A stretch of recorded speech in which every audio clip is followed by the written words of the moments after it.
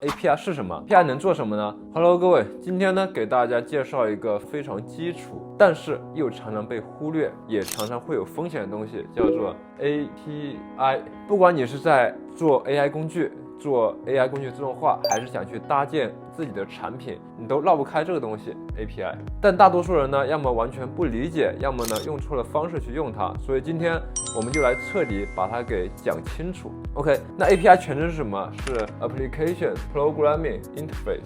中文翻译过来呢就是应用程序的编程接口。听起来会很复杂，但其实呢，你每天都在用它。比如我们来打个比方啊，你去餐厅吃饭，你不需要进厨房，不需要知道怎么炒菜，你只需要去告诉服务员，我要一份宫保鸡丁，不要辣。那服务员呢，就把你的这个需求啊给传递给厨房，厨房做好以后呢，再给服务员，再把它给端给你。这个服务员我们给它定义呢就是 API， 那你呢就是客户端，也就是去发出请求的人。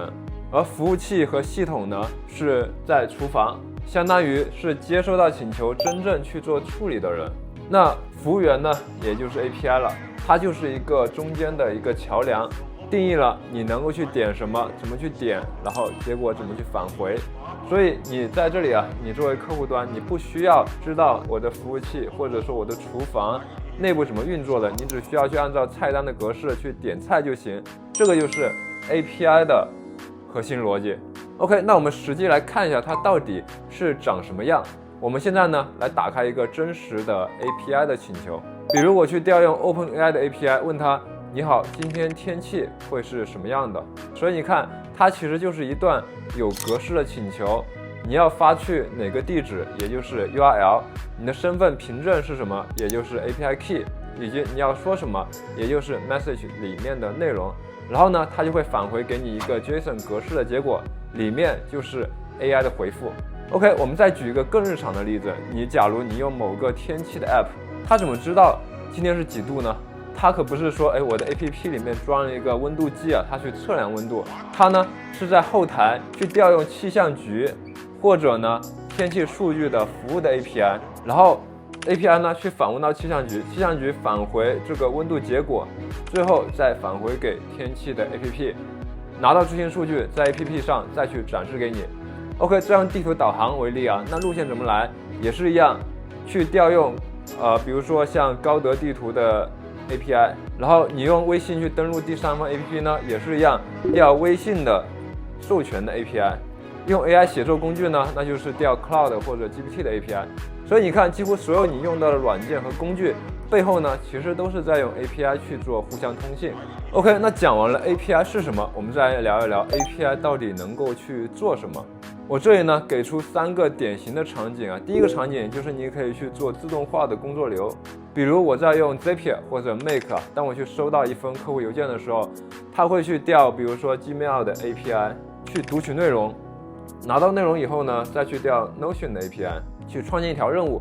再通过 Slack API 去发送通知给团队。所以整个过程零人工，但这背后是3个 API 啊在协同工作。那第二个场景呢，去搭建你自己的 AI 产品。很多人呢都会用 GPT 的网页版，但如果你想把 AI 能力嵌入到你自己的工具里面，比如说你想搭一个你的客服系统，你自己的笔记软件，你的销售助手，那你就需要用 API。这里呢就是我给出的几行的代码示例，所以你看，就这几行代码，你就拥有了一个 AI 助手的核心能力。那剩下的就是你把这个 AI 看怎么把它给包装起来。好，那第3个场景就是数据的获取和整合。比如电商平台想要去分析竞争对手的定价，财务团队呢想自动拉取每天的汇率，运营呢想监控社媒上的品牌关键词，这些也都是可以去通过对应的平台的 API 啊，去来实现数据的自动获取和整合。你不用手动去复制，也不用截图，直接就去进数据库。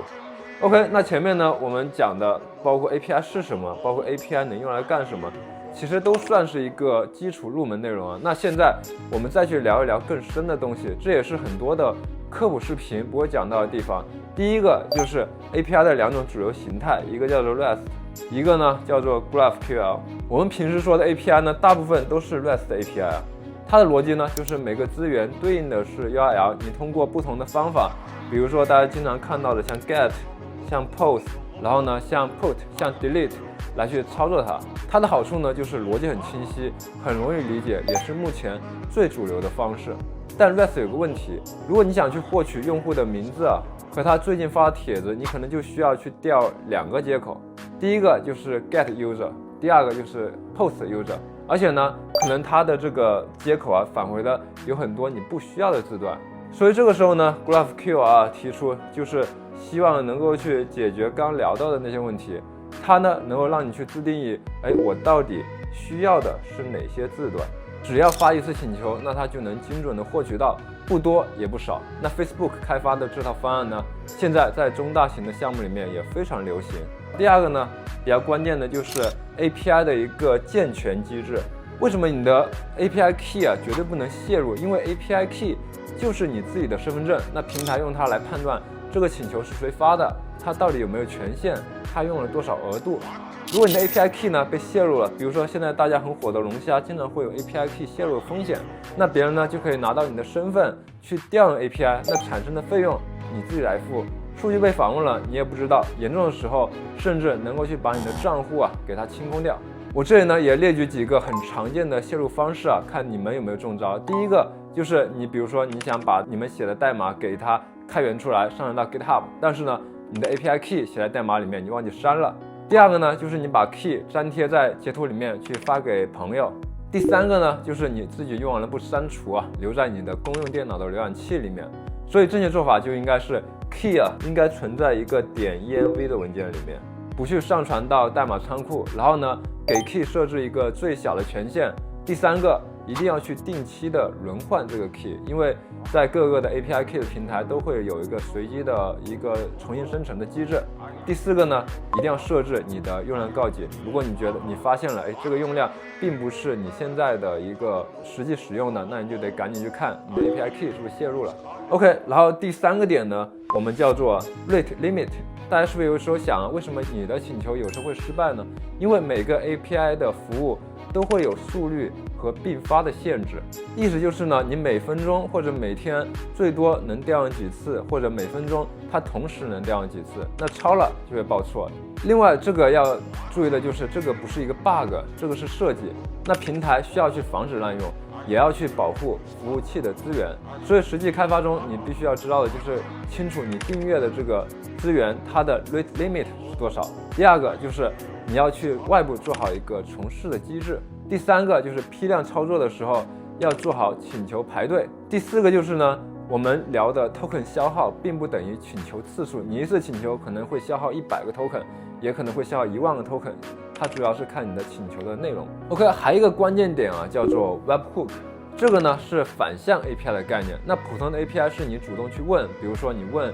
有没有新的订单，有没有新的消息。那 webhook 呢，就是他主动去跟你讲，我有新的订单了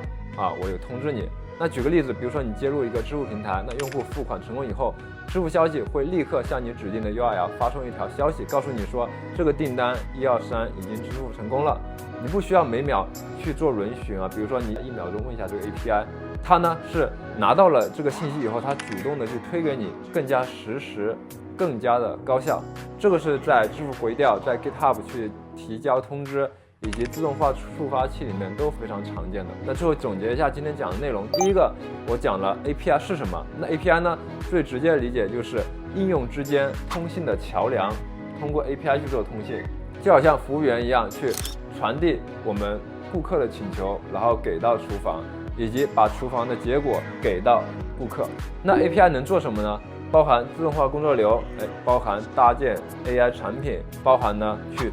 做数据的获取整合，几乎是无所不能的。那专业层面上你需要知道的有4点，第一个就是 REST 和 GraphQL 它们的各自适用场景。第二个就是 API Key， 它是一个非常重要的东西，千万别去泄露。第三个呢就是 Rate Limit， 这个呢是一个比较常规的设计，它就是去为了防止服务器的请求量过大的，一定要做好错误处理就可以了。第4个 Webhook， 它是一个反向的 API， 用来去做实时的推送。那如果你想真正去掌握 API 呢，下一步就是去动手选一个你在用的工具，去找它的 API 文档，试着发出你的第一个请求。那踩过这几个坑以后，你就真的懂了， API 到底是个什么东西。